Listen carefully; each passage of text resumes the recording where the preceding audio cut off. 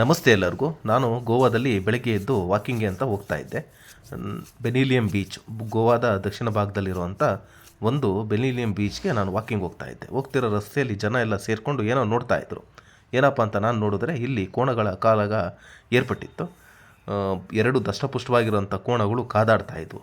ಇದೊಂದು ಗೋವಾದ ಸೊಗಡಿನ ಒಂದು ಭಾಗ ಈ ಕೋಣಗಳ ಕಾಳಗ.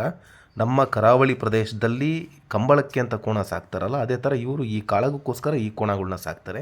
ಈ ಸ್ಥಳೀಯರು ಹೇಳಿದ ಪ್ರಕಾರ ವಾರಕ್ಕೊಮ್ಮೆ ಈ ಥರ ಸ್ಪರ್ಧೆ ಏರ್ಪಡಿಸುತ್ತಾರಂತೆ. ಈ ಗೆದ್ದಿರೋ ಕೋಣಕ್ಕೆ ಒಂದು ಪ್ರೈಸ್ ಅಂತ ಫಿಕ್ಸ್ ಮಾಡಿ ಸ್ಪರ್ಧೆ ಏರ್ಪಡ್ತಾ ಇರುತ್ತಂತೆ. ಅದಕ್ಕೆ ಅಂತಲೇ ಈ ಕೋಣಗಳನ್ನ ಇಲ್ಲಿ ಸಾಕ್ತಾರೆ. ಈ ಥರ ನೀವು ಗೋವಾನ ಒಳ ಹೊಕ್ಕಿ ನೋಡಿದ್ರೆ ಭಾಳ ಸುಂದರವಾಗಿ ಕಾಣಿಸುತ್ತೆ. ಆ ಹಿಂದಗಡೆ ತೆಂಗಿನ ಮರ ನೋಡಿ, ಈ ಗದ್ದೆ ಬೈಲು ನೋಡಿ, ಆ ಮನೆಗಳು ನೋಡಿ, ಈ ಭಾಳ ಒಂಥರ ಫ್ಲೇವರ್ಫುಲ್ ಆಗಿರುವಂಥ ಸ್ಟೇಟು ಗೋವಾ. ಈ ಬೀಚಸ್ಸು ಮತ್ತು ಈ ಪಾರ್ಟಿ ಹೊರತುಪಡಿಸಿ ಇದ್ರದ್ದೇ ಆದ ಒಂದು ನೆಲಗಟ್ಟು ಮತ್ತು ಸೊಗಡನ್ನು ಉಳಿಸ್ಕೊಂಬಂದಿರುವಂಥ ಗೋವಾನ ನೀವು ನೋಡಬೇಕು ಅಂದರೆ ಬೆಳಗ್ಗೆನೇ ನೀವು ಸುತ್ತರಿಬೇಕು. ಈಗ ನೋಡಿ, ಸೋತಿರೋ ಕೋಣ ಓಡೋಗ್ತಾ ಇದೆ. ಈ ಗೆದ್ದಿರೋದು ಅದನ್ನು ಓಡಿಸ್ಕೊಂಡು ಹೋಗ್ತಾ ಇದೆ. ಈ ಮೈದಾನದಿಂದ ಸೋತು ಆಚೆ ಓಡೋದ್ರೆ ಅದು ಸೋತಂಗೆ. ಈ ಗೆದ್ದಿರೋ ಕೋಣ ಮೈದಾನದಲ್ಲೇ ಉಳಿಯುತ್ತೆ. ಅದ್ರ ಮಾಲೀಕರು ನೀವು ನೋಡಿ ಸಂಭ್ರಮದಿಂದ ಅದರ ಹತ್ರಕ್ಕೆ ಹೋಗಿದ್ದು ನೋಡಿದ್ರಿ ನೀವು. ಅಲ್ಲಿ ಓದಿಗೆ ನೋಡಿರಿ, ಅದಕ್ಕೆ ಆರೈಕೆ ಮಾಡ್ತಾಯಿದ್ದಾರೆ. ಈ ಗೆದ್ದಿರೋ ಕೋಣಕ್ಕೆ ಏನು ಅಂತಂದರೆ ಒಂದು ಪಟ್ಟಿ ಕಟ್ತಾರೆ. ಅಲ್ಲಿ ಆ ಪಟ್ಟಿ ಕಟ್ಕೊಂಬರ್ತಾ ಇದ್ದಾರೆ. ನೀವು ಕಾದಾಡಬೇಕಾದ್ರೆ ಆ ಪಟ್ಟಿ ಇರಲಿಲ್ಲ. ಈ ಮಾಲೀಕರ ಕೈಲಿ ಅದು ಪಟ್ಟಿ ಇದೆ. ಈಗ ನೋಡಿ, ಆ ಪಟ್ಟಿ ಕಟ್ಟಿದ್ರು ನೋಡಿ ಕೋಣಕ್ಕೆ. ಅಲ್ಲಿ ನೋಡಿ, ಅದು ಒಂಥರ ಈ ಮೆಡ್ಲು ಕಟ್ಟಿದಂಗೆ ಇದಕ್ಕೆ ಕೋಣ ಗೆದ್ದಿರೋ ಕೋಣಕ್ಕೆ ಆ ಥರ ಪಟ್ಟಿ ಕಟ್ಟಿದ್ರೆ ಇದು ಗೆದ್ದಿದೆ ಅಂತ. ಮತ್ತು ಅದಕ್ಕೊಂದು ದೆಬ್ಬೆನೂ ಕಟ್ತಾ ಇದ್ದಾರೆ, ತಿರ್ಗಾ ಇದು ಓಡೋಗಬಾರ್ದು ಅಂತ. ಇದು ಗೆದ್ದಿರೋ ಅಂತ ಒಂದು ಕೋಣ. ಮತ್ತು ಹಾಗೆಯೇ ನಾವು ಈ ಬೀಚ್ ಕಡೆ ಬಂದ್ವಿ. ಈ ಬೀಚ್ ಕಡೆ ಬಂದಾಗ ಆ ಗೆದ್ದಿದ್ದ ಕೋಣ ಬಂದು ಆಲ್ರೆಡಿ ಇಲ್ಲಿ ಬೀಚಲ್ಲಿತ್ತು. ಏನಕ್ಕಪ್ಪ ಈ ಬೀಚಲ್ಲಿದೆ ಅಂತ ನೋಡಿದ್ರೆ ಅದಕ್ಕೆ ಸಮುದ್ರ ಸ್ನಾನ ಮಾಡಿಸ್ತಾಯಿದ್ರು. ಹತ್ರಕ್ಕೆ ಹೋಗಿ ನೋಡಿದಾಗ ಅದ್ರ ಮೈ ಮೇಲೆ ಈ ಸಣ್ಣ ಪುಟ್ಟ ತರ್ಚಿದ್ದಂಥ ಗಾಯ ಆಗಿತ್ತು. ಈ ಕಂಬು ಕೋಡಲ್ಲಿ ಕಾದಾಡಬೇಕಾದ್ರೆ ಸ್ವಲ್ಪ ತರ್ಚಿತ್ತು. ಅದನ್ನೆಲ್ಲ ಈ ಸಮುದ್ರದ ಉಪ್ಪು ನೀರಿಂದ ತೊಳೆದ್ರೆ ಸ್ವಲ್ಪ ಆ್ಯಂಟಿಸೆಪ್ಟಿಕ್ಕು ಥರ ವರ್ಕ್ ಆಗುತ್ತೆ ನಮ್ಮ ಈ ಉಪ್ಪು ನೀರು.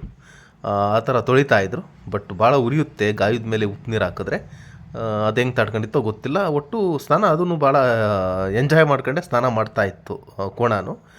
ಈ ಥರ ನೋಡಿ, ಅದರಿಂದ ಭಾಳ ಚೆನ್ನಾಗಿ ಅದ್ರ ಮಾಲೀಕರು ಆರೈಕೆ ಮಾಡಿ ಕೋಣನ ಸ್ನಾನ ಮಾಡಿಸ್ಕೊಂಡು ಇದ್ದಾರೆ ಇಲ್ಲಿ ಸಮುದ್ರದ ದಂಡೆಯಲ್ಲಿ. ಇದು ಬೆನೇಲಿಯಂ ಬೀಚು, ಅರಬ್ಬಿ ಸಮುದ್ರ. ನೋಡಿ ಎಷ್ಟು ಪ್ರಶಾಂತವಾಗಿ ಕಾಣಿಸ್ತಾ ಇದೆ. ಭಾಳ ಅದ್ಭುತವಾಗಿರುವಂಥ ಒಂದು ಬೀಚ್ ಇದು.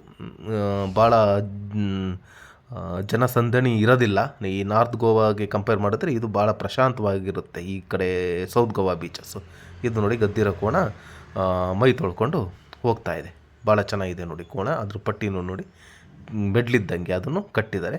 ಹಾಗೆ ಸ್ವಲ್ಪ ಮುಂದೆ ವಾಕ್ ಮಾಡ್ಕೊಂಬಂದಾಗ ಇಲ್ಲೊಂದು ಓರಿನೂ ತೊಳಿತಾಯಿದ್ರು ಸಮುದ್ರದಲ್ಲಿ. ಸಾಮಾನ್ಯ ಇನ್ನೆಲ್ಲೋ ಈ ಓರಿಗಳ ಕಾಳಗೂ ನಡೆದಿರುತ್ತೇನೋ ಗೊತ್ತಿಲ್ಲ. ಬಟ್ಟು ಓರಿದು ಒಂದು ಸ್ನಾನ ಮಾಡಿಸ್ತಾಯಿದ್ರು. ಸಮುದ್ರಕ್ಕೆ ಇಳಿತಾ ಇರಲಿಲ್ಲ ಓರಿ.